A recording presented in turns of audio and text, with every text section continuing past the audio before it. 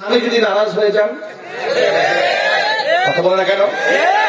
স্ত্রীকে যদি তালাক দিয়ে দেন, মনে রাখবেন স্বামী আপনাকে রক্ষা করতে পারে না। এদেশের সন্তানেরা, এদেশের কোরআন প্রেমিক লোকেরা, ইসলাম প্রেমিক লোকেরা, দেশ প্রেমিক লোকেরা কোন বাল এবং রামের চক্ষুকে পরোয়া করে না। তারা এদেশের জন্য জীবন দিতে শিখেছে। আবার ইসকন লীগের মাধ্যমে যে ষড়যন্ত্র করা হচ্ছে, আমাদের ভাই অ্যাডভোকেট সাইফুল ইসলামকে আদালত প্রাঙ্গণে প্রকাশ্য দিবালোকে জবাই করে যে উস্কানি ওরা দিয়েছে, আমরা উস্কানিতে পা দেই নাই, তবে আমরা দাবি দেওয়াতে কিন্তু আমরা পিছপা হই নাই। যারা যে অপরাধ করেছে তাদের প্রত্যেককে 1 সপ্তাহের মধ্যে গ্রেফতার করে সর্বোচ্চ শাস্তি মৃত্যুদণ্ড কার্যকর করতে হবে। যদি কার্যকর করা না হয় আর ইসকনের গুন্ডা বাহিনীদেরকে রাষ্ট্রীয়ভাবে নিষিদ্ধ করা না হয়, জুলাই আগস্টের বিপ্লবে ছাত্র জনতা রাজপথে নামতে বাধ্য হয়েছিল, আবার দেশের মুসলমানরা রাজপথে নামতে বাধ্য হবে। আপনারা রাজি আছেন কিনা? দুহাত দেখতে চাই।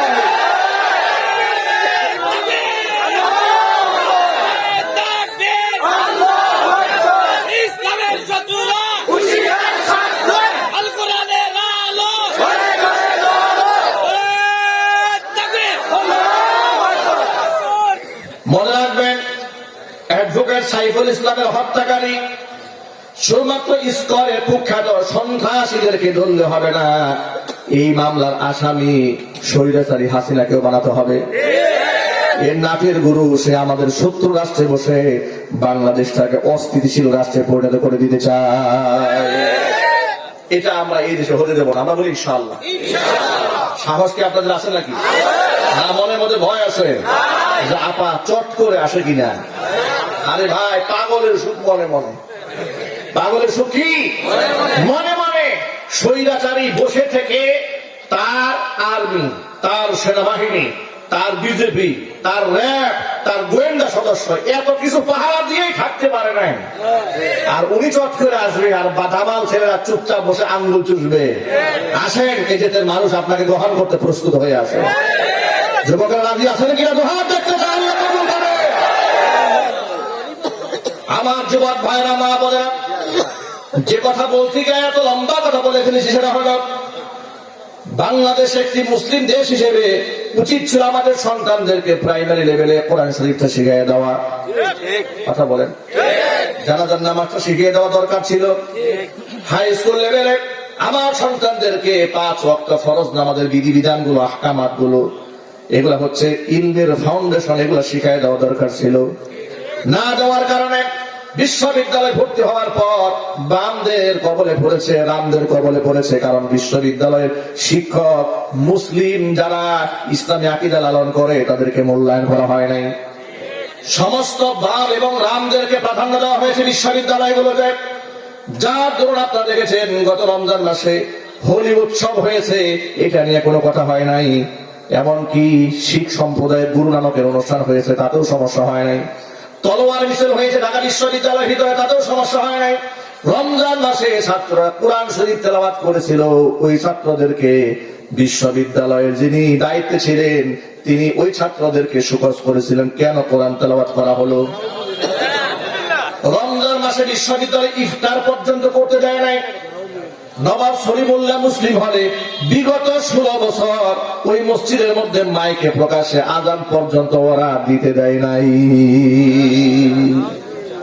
নাউজুবিল্লাহ বলবেন না? আজান পর্যন্ত দিতে দেয় নাই।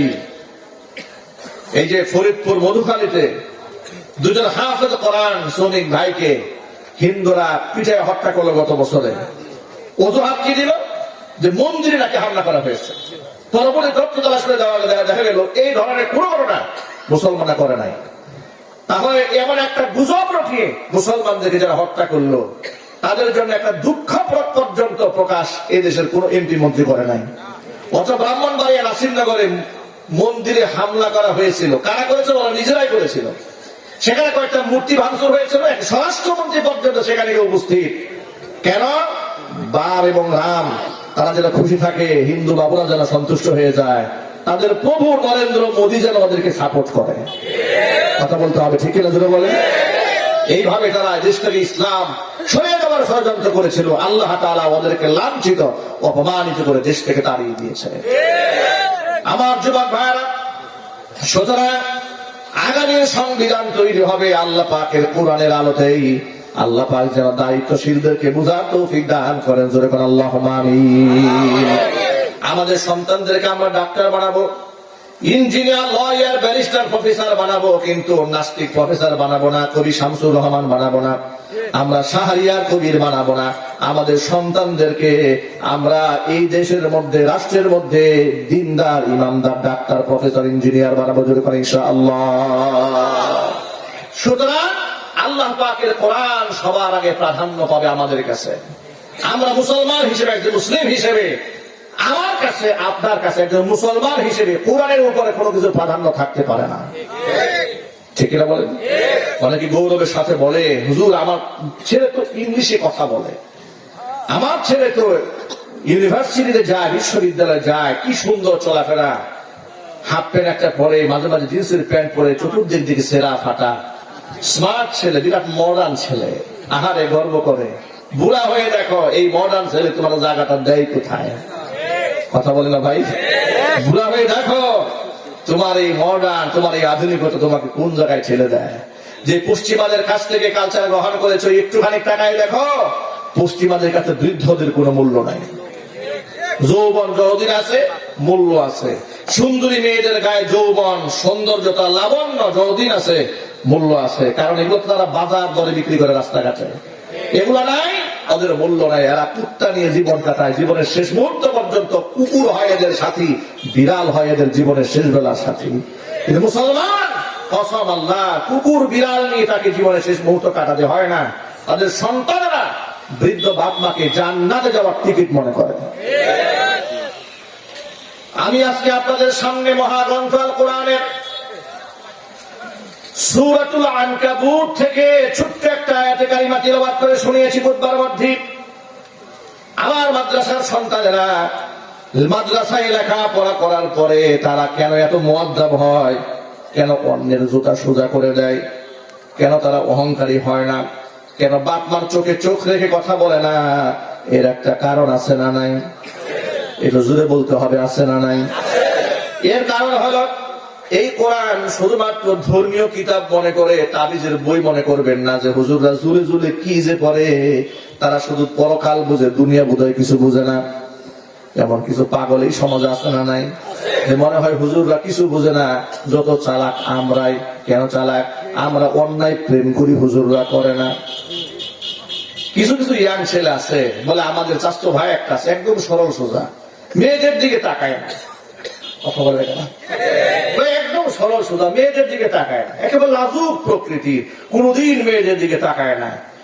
আর স্মার্ট, আমাদের মতো স্মার্ট হবে, 10-20টা প্রেম করে বেড়াবে, মানে এটাকে সে স্মার্টনেস বানিয়ে নিয়েছে। কসম আল্লাহ, আপনার কাছে স্মার্টনেস নাই। করোনারি থেকে যে চোখটা ছড়িয়ে রেখেছে, তার চেয়ে স্মার্ট বয় পৃথিবীতে আর হতে পারে না। আপনি স্মার্ট বয় বলতে কি বুঝিয়েছেন? ছোট্ট দুনিয়ার এই চাকচিক্যকে স্মার্ট বয় বানিয়েছেন আপনি। পরকালকে আপনি ধ্বংস করে দিয়ে সামান্য একেবারেই ক্ষণিকের সুখটাকে প্রাধান্য দিয়েছেন, আপনি হয়ে গেলেন মহাজ্ঞানী।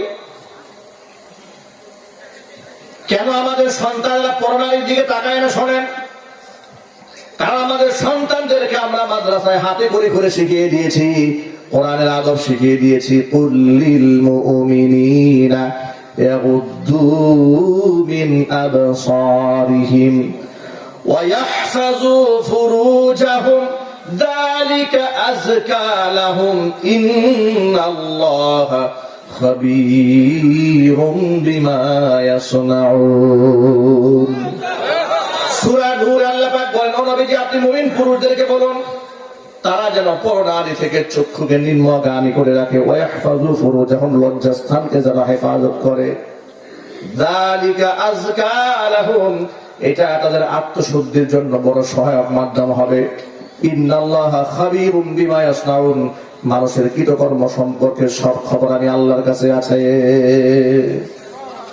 যৌবনের হেফাজত করার কারণে, যৌবনকাল আল্লাহর বড় নিয়ামতের এই সময়টা হেফাজত করার কারণে যত প্রকারের যৌন রোগী আছে, যত সালসা যারা খায়, যারা বিক্রি করে, একটুখানি দোকানে খোঁজ খবর নিয়ে দেখেন, কোন ইমাম সাহেব, কোন আলেম, কোন মুফতি মুহাদ্দিসকে ওই দোকানের রুগী আপনি পাবেন না। হাজারে লাখে দুই একটা থাকতে পারে, তাদের ওই সমস্ত কেমিক্যালের প্রয়োজন হয় না, সালসারও প্রয়োজন হয় না।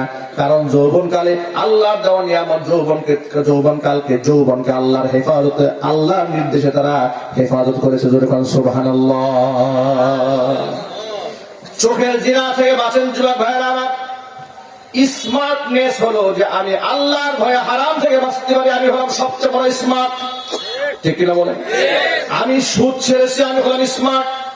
ঘুষ ছেড়েছি, আমার চেয়ে সচেতন আর কেউ নাই। যে কোনো ব্যক্তি সুদখোর, কোনো ব্যক্তি সচেতন নয়। ঘুষখোর কোনো ব্যক্তি সচেতন হতে পারে না। হারামখোর কোনোদিন সচেতন নয়। মানুষের হক নষ্ট করে, আল্লাহর কসম সে সচেতন নয়, বরং তার চাইতে গাফেল আর উদাসীন এই জমিনে আর কেউ নাই। আমাদের সন্তানদেরকে আমরা হাদিস পড়িয়েছি, আল্লাহর নবী রাহমাতুল লিল আলামিন বলেছেন, পরনারীর প্রতি নজর পড়ার পরে যে যুবক তার চোখটাকে নিম্নগামী করে রাখে আল্লাহর ভয়ে, আল্লাহ রাব্বুল আলামিন ওই যুবককে, ওই পুরুষকে আল্লাহ তাআলা ঈমানের স্বাদ আস্বাদন করান।